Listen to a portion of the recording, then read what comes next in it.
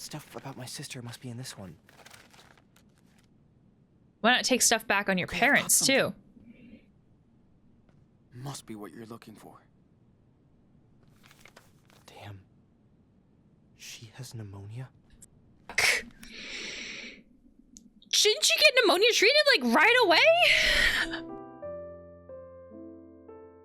Consider this a weird disclaimer, because this video is going to be talking about organized, fundamental religious groups and their connection to the LGBT community, which is often a topic that I feel like we walk on eggshells around.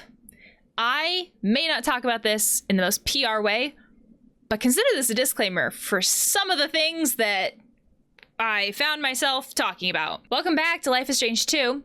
Last time, we started to sneak around the Reverend's home, lair, pick a word. We have learned more about the Reverend and the fact that they put in a fantastic show for the rest of the world, but they have some struggles, which is fine. We're all human. It's the fact, like, it's when we try to hide it. That's when we start to have problems. And that our brother might be getting groomed. I will own that may not be the most accurate theory ever, but I don't like the fact that we're in a situation where that theory is even a possibility, if I'm honest. So we have a couple more things in our brother's room that we can explore, and we have found a key.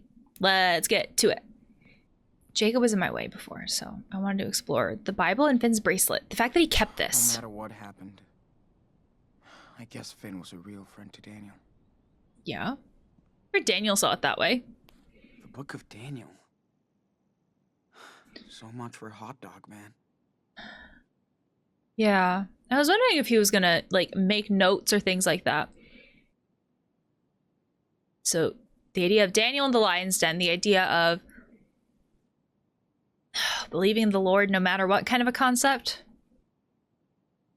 Book of Daniel, chapter 7. I, Daniel, was troubled in spirit, and the visions that passed through my mind disturbed me. I approached one of those standing there and asked him the meaning of this.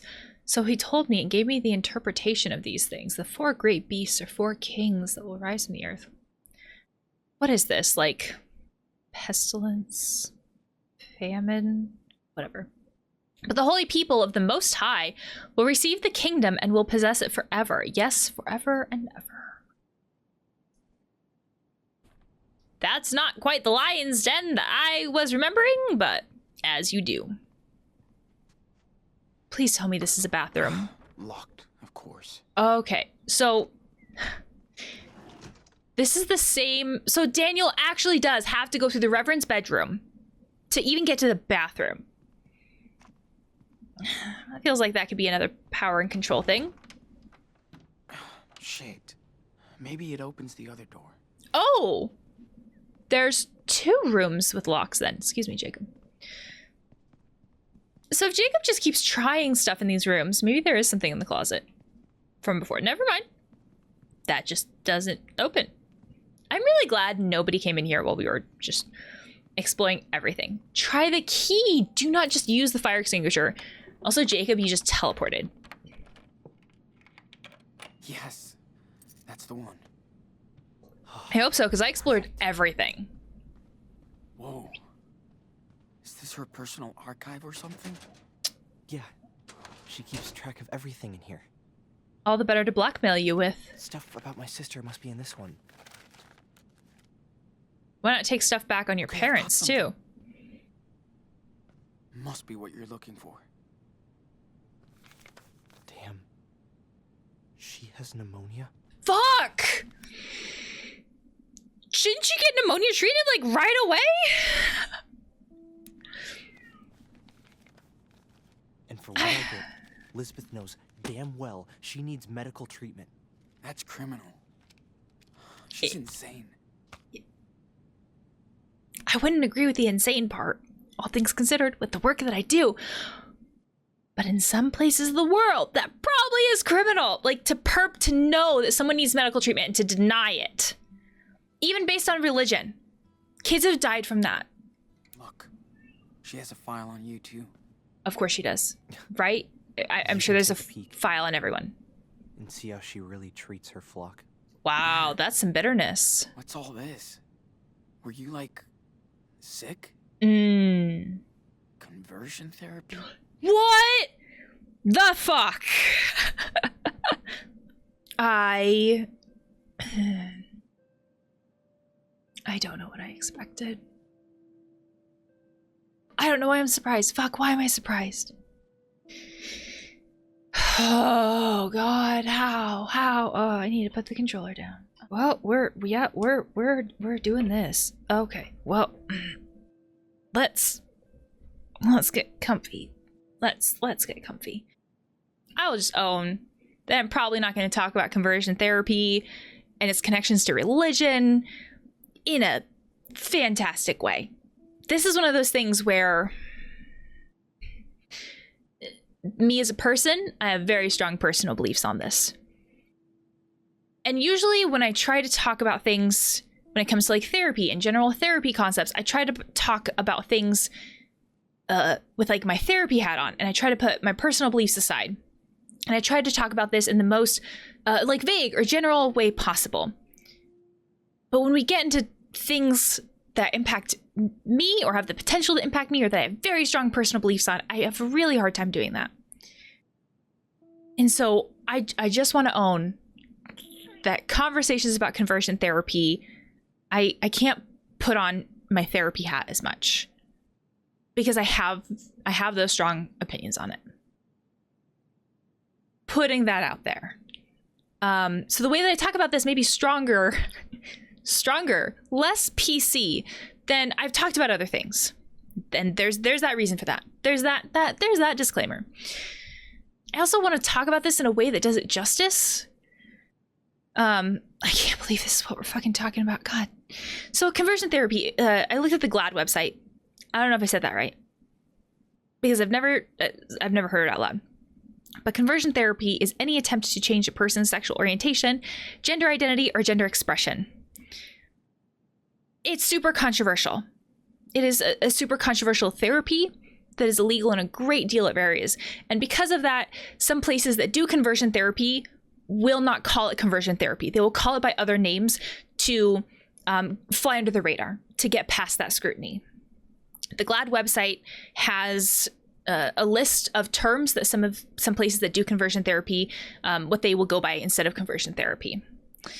The GLAD website also lists statistics for the harms, the negatives, the reasons why this is controversial. Because inherently what conversion therapy basically says is, if someone is a part of the LGBT community in some way, shape, or form, that is bad, that is wrong.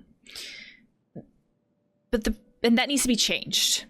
Hence conversion therapy. That's the solution to being part of the LGBT community. But the problem with that is that being a part of the LGBT community is not bad, it is not wrong. It's who a person is. It's not as bad or as wrong as being like cis or het, right? It's just who a person is. It's how a person was born. But society does not look at it that way. Our modern current society does not look at it that way. And so conversion therapy says who a person is, who a person was born is bad. And there's shame, blame, and guilt in that. And we're going to give you so much shame, blame, and guilt with conversion therapy that we will try to scare you straight or something, some form of that. And so people who have experienced conversion therapy have way higher like negative mental health shit because of how traumatizing and scary and terrible it is to be shame, blamed, and guilted into being told that everything that you are, or a huge part of who you are, is wrong and terrible.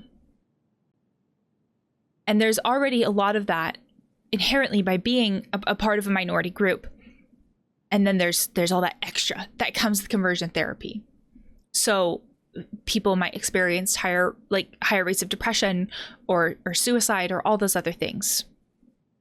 And that is why conversion therapy is not just controversial. It's just wrong, quite honestly. Like, this is where my strong opinion comes in. Like, it's really fucked up. And the fact that we don't do that with people who are straight, right? It says a lot about like how our society is skewed when you look at these things.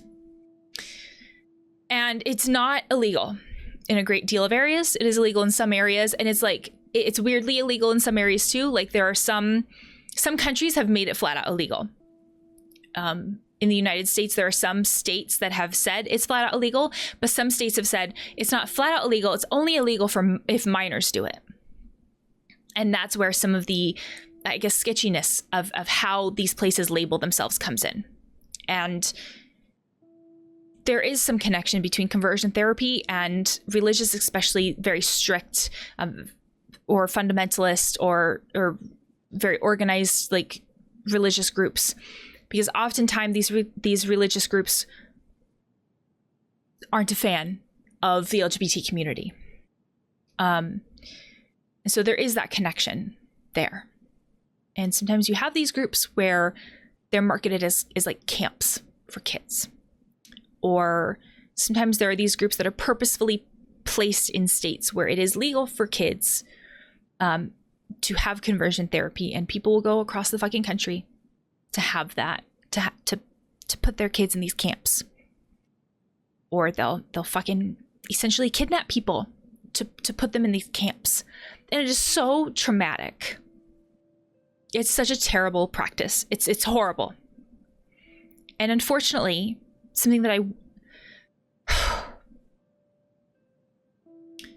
want to own about my profession is that some therapists believe in this. And that's horrible. I don't know what else to say on that, quite honestly. Going back to Jacob. I've mentioned before this idea of religious trauma, and I thought it was, I don't want to say regular religious trauma. I thought it was more just related to like maybe disagreeing with this group and then leaving, and like that trauma of like our parents disagreeing with us. But it's a fucking whole other level to have conversion therapy. There's so much betrayal that goes into that. To feel like our parents agreed to that. You know, as a kid, we don't have the ability, like legally, to consent to this stuff. And that's such a betrayal. And then how do we look at that when we're older? How do we deal with all of that stuff? It's just like a tangled mess of shit that we're just left with, because it's our life ultimately. So then we're just left with this thing to unravel. I hate that conversion therapy exists at all. It does so much harm to so many people. I also hate that when I Googled the definition of conversion therapy, Google tried to ask if I wanted conversion therapy locations near me, and it fucking didn't. Is conversion therapy legal in Nevada? Well, there's an article from 2017 saying Nevada became the 8th state to ban conversion therapy. I'm just gonna let that sink in. The 8th state to ban conversion. There's 50 of them. 50 of the fuckers. 8 out of 50 as of 2017. That's not a number that I'm comfortable with. I'm gonna get back to this game while I'm processing how shitty that is. Did they Do not finish that question. wanted to cure you from being... I just want to say, being a part of the LGBT community, so being gay, being trans, being non-binary, being bi, pick a thing, is not a bad thing. It's not something that has to be fucking cured. It is a part of like who you are as your identity, and that is so valid. That is something to be proud of, because who you are is amazing, and you don't have to be fucking cured. Putting that out there. Pretty much. I always showed more interest in boys than girls. They thought I was a freak. A sinner. Ugh. And that's where that connection between like religious groups and conversion therapy can come in. And I don't mean every religious group, right? It's unfair to generalize like that, and I'm owning that. But there are some groups, fundamentalist religious groups, and maybe others where like that's how it gets labeled, is like this is a sin, or the idea of shit, as long as we're diving into it, right, let's dive into it. The idea being that if the Bible said it's Adam and Eve, then it can't be like Adam and Steve type of bullshit. And having a hard time looking at some things when it comes to religion, things like, first of all, but things like, I'm going to back that up. Things like how the Bible has been translated a shit ton of times, a metric shit ton of times. The books are fucking old. And things just get lost in translation. If things get lost in translation with modern languages, if I'm saying something in English and it gets translated to, I don't fucking know, pick a language. German, Russian, especially like languages where it's not written the same way, shit just gets lost in translation. With modern languages, I can't even imagine languages that are just fucking old as shit.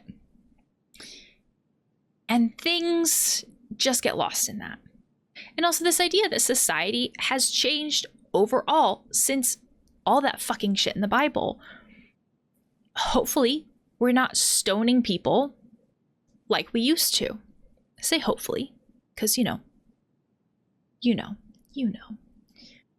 So this idea that like society can change, and I mean, shit, even science, we learn new shit with science all the fucking time. So if we can learn stuff and grow as a community, as people, as society, then doesn't that mean that other things can happen too? Also, this idea that if we're talking about like certain groups where there's more focus on New Testament than Old Testament, again, I'm talking more about like a Judeo-Christian perspective, where like that's kind of that's what I'm talking about, I guess, recognizing that there are other perspectives where that's not the book they use at all. Then the focus is often on Jesus with New Testament, where Jesus's entire focus was on accepting people that society rejected, like lepers, sex workers, just any kind of outcast. And if we are practicing that in our modern day, maybe that means like, how can we practice acceptance in other ways? So these are things that I think are really difficult. Like, these are the very difficult conversations that come with religion. There are other difficult conversations with religion too that become controversial, that feel like we're walking on eggshells when we have these conversations with people. But there's a certain aspect with religion where sometimes we feel like, it feels like we get our blinders on when we're having conversations, and we can't have like an open-minded actual conversation, because it gets to this point where it's like, well, this is just how it is, and therefore you're sinning, and that's it. And then if that is a situation that we personally are in with our family, where our family is like coming from that super religious perspective,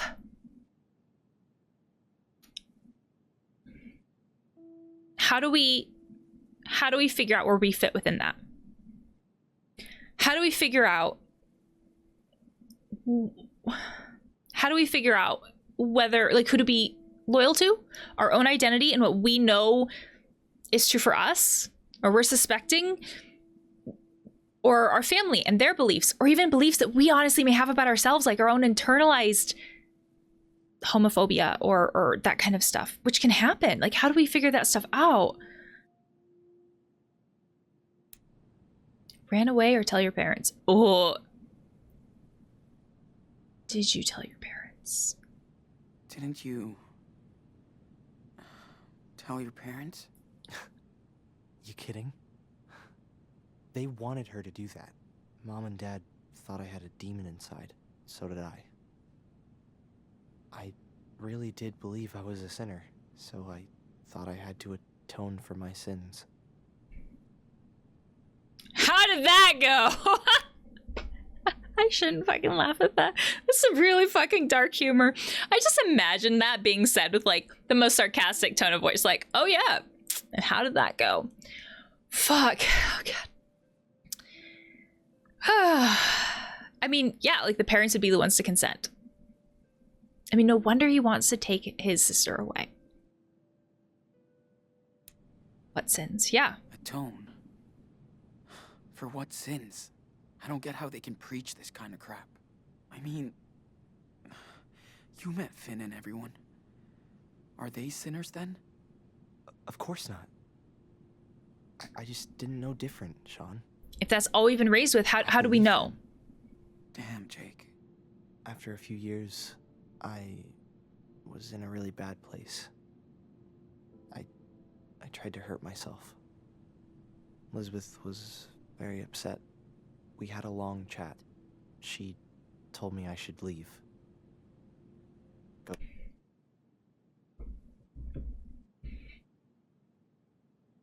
So, you have a kid who has been raised to believe that he is terrible and awful. And I say he because a lot of times the language that is used is saying, you are a sinner. You're not. But when that's all we hear, we have a hard time separating us from an action. We believe it is us inherently that is flawed, that is horrible, that is awful, instead of it be our actions. So when we are raised to believe that I am a sinner, we see it as us as a person who is flawed. That's the difference between saying I'm a sinner versus like I have sinned. It's the same difference between saying I am angry and I feel angry. By saying I feel angry, we separate the emotions from us as a person. And then we see it as, it's easier to see that our emotions will come and go. It's easier to see that we can control our anger or at least do something about it. It's hard to believe that though, when we see that we inherently are angry. So we have a kid who grew up believing he was inherently sinful. Like he was sin. He had a demon inside of him. And a lot of times when I think of that, I think of this idea of like, what kind of sin have I done to deserve that? Right? This idea of deserve is so heavy. And then conversion therapy, which does way more harm than good. And then we have a kid who tried to hurt himself, and there's not clarification on whether that was like self-harm or some type of suicide. So basically the conversion therapy in my mind like made it worse. That didn't help. And he had a conversation with the reverend, who was honestly like a part of this problem. And the reverend was upset. And I wonder what she was upset about. Was she upset because of how it made the congregation look? Was she so basically like all about her? Was she honestly like caring for this kid? And I don't think she was caring for this kid, because what she did was she has this kid who is in pain, and she basically said, you need to leave the only supports you've ever known in your life. I don't see that as being helpful.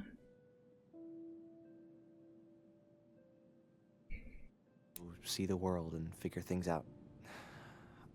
I don't really get her, Sean. Neither do I. Elizabeth does believe in all of this stuff. I had no clue about your life here. I'm sorry, Jake. I'm sorry I brought Daniel here. I was just so blown away when I saw what he could do. It was like a real miracle. I thought I'd found my faith again. Instead, I just hurt him. It's part of his own trauma. You didn't know, or then let's make this right.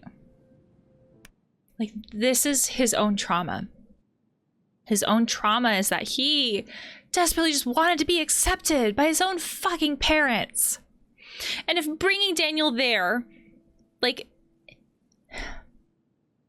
this feels like the same question about like Karen, where it was like, can we make a choice for ourselves even though it hurts other people, right? Yes, it wasn't great to bring Daniel here, but I feel like it at least makes it understandable to sit here and to be able to look at it and say, he wanted so desperately to be accepted by his own fucking parents, like the people who ideally are supposed to be able to love us. And Unconditionally. Unconditionally. And what unconditionally means is no matter who we love. Like, it doesn't matter our own sexual orientation, identity, any of that shit. It doesn't matter. Unconditional love means that none of that shit matters.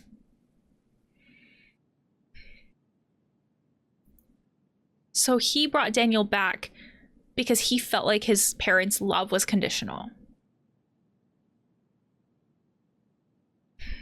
I think there's a certain point with these very like fundamental religious groups where it feels like generational trauma. It feels like these stories that have really impacted people in a traumatic way that get passed down from family to family to family, but in like a book, right? And like teachings and all the other stuff. But like the way that it can impact us feels like generational trauma. You didn't know. That feels better than saying, let's make this right. You didn't know this would happen, Jake. His powers tripped me out too. Don't worry. We'll get him out. I hope so. And I'll get my sister to a hospital. Have her treated. I hope they'll help her. Better care than here or keep my money. Well, at this point, almost any like medical facility would be better care than here.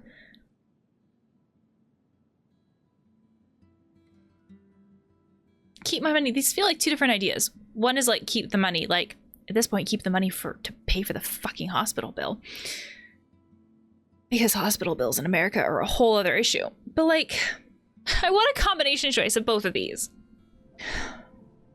Let's go with keep my money. Keep our money. For your sister. She needs Yes. Oh, I can't do that, Sean. Also, your own therapy bills. Because let's face it, if you were in a place that wasn't here, you could find a therapist that would work for you. Because you've got that whole ball of shit to work out. So it's for you too. That's a lot of... We're okay. It will cover her medical bills. Yeah. Wow. Because America. Thank you, Sean.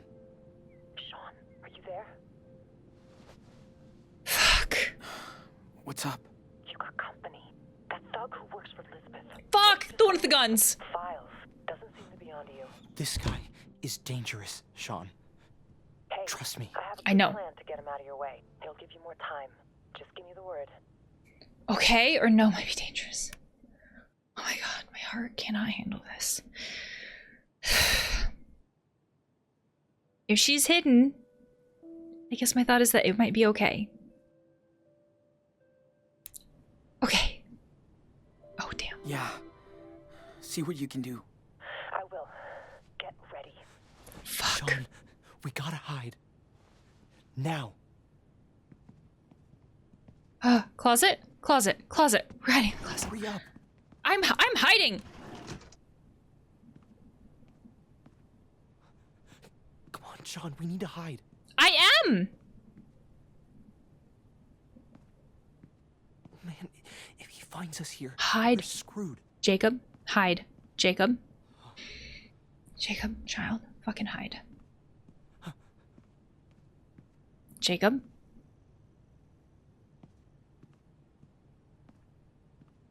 Jacob. Are you hiding behind the door?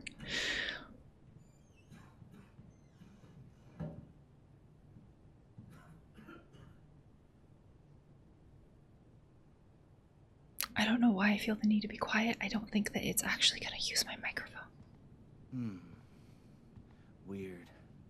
Better tell Elizabeth about this. About what?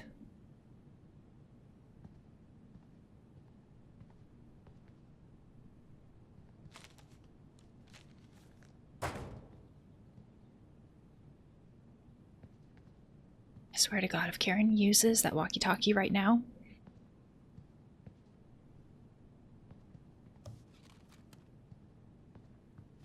What are you looking for? I don't have your gun, but I would love it.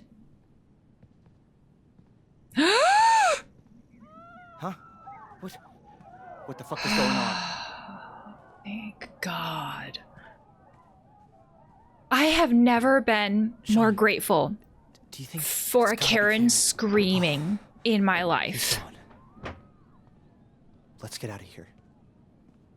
Oh, man, that was I'm gonna have to stop here. My heart cannot handle any more of this today. So, in this video, we've had a lovely conversation about conversion therapy and religion. It's all been great. It's all been great. I'm still processing it. Things like this connection between the LGBT community and religion is one of the things that I feel like we tend to walk on eggshells around when we talk about religion, because I think that we just inherently know that people have very different opinions about it. And I think that we know that if we are talking to somebody who has a different opinion than us, like, that may impact our relationship with that person. But these things have an impact on our mental health, and these things are very much in our society. So they are worth talking about. And I will own that I may not be the most delicate person to talk about them. I may not be the most PR-y person to talk about them. But these things do impact people. Like these may be reasons why people go to therapy.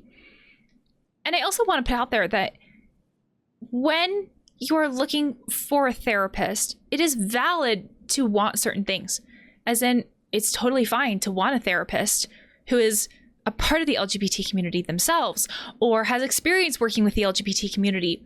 And I also want to add that if you meet with a therapist for the first time, whether that be like a short phone call or a full-on meeting, it is also okay to ask them their opinions on these things. It's okay to ask them, like, what are your opinions on conversion therapy? Or what are your opinions on, like, you know, the LGBT community?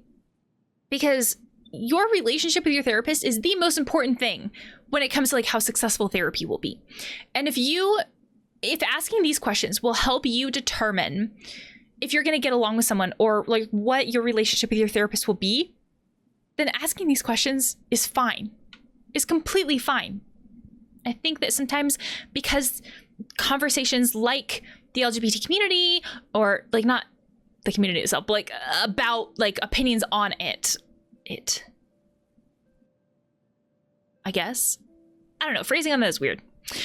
Or religion, like, because they may feel like we're walking on eggshells or they may feel taboo. Sometimes it feels like we can't ask our therapist about them. But if it makes you feel safer with someone, or it helps you feel more connected to your therapist to know that you have similar opinions, that can be helpful in therapy. So I want to put that out there. Whew. I also want to put out there that when I'm talking about these things, I understand that this does not apply to every religion out there, every religious person out there. I totally recognize that. I'm talking in very vague generalities in the sense like this can happen. Because of course, like, it's not every religion that we're talking about. There are entirely LGBT religious groups out there. Like I recognize all of that. But this stuff does happen, and we can't talk about it without recognizing that this does happen. Oh, God, fuck. What will the rest of this game hold? I'm gonna stop here, and I would love your thoughts in the game and the video, and I'll see you next time.